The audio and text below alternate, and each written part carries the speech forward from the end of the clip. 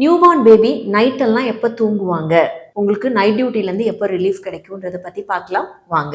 Every 2 to 3 hours once உங்கள் baby எந்திரிக்கிறாங்க அலறாங்க அப்படின்னா that is good and that is safe. ஏன்னா every 2 to 3 hours once நீங்கள் feet பண்ணுறது ரொம்ப ரொம்ப அவசியம், அவங்களோட க்ரோத்துக்கும் அவங்களோட எமோஷனல் வெல்பீயிங்க்கும். அடுத்த விஷயம், அவங்கள பால் குடிச்சதுக்கப்புறம் அவங்கள தட்டி அவங்களுக்கு ஏப்பம் வந்ததுக்கப்புறம் தான் நீங்கள் எவ்ரி ஃபீடுக்கு அப்புறமும் நீங்கள் தூங்க வைக்கணும், even if it is mid night.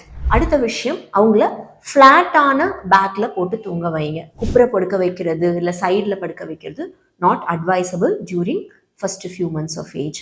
எப்படி தூங்க வைக்கலாம், தூளி கட்டி தூங்க வைக்கலாமா, தொட்டிலில் தூங்க வைக்கலாமா, பெட்டில் தூங்க வைக்கலாமான்னா அது உங்களோட விருப்பம். பட் அவங்கள சுற்றி லூஸான க்ளோத்ஸ் அல்ல சின்ன சின்ன பில்லோஸ், டாய்ஸ் இதெல்லாம் இல்லாமல் பார்த்துக்கோங்க. முடிந்தவரை அவங்களோட பேக்கில் தூங்குறது தான் நல்லது.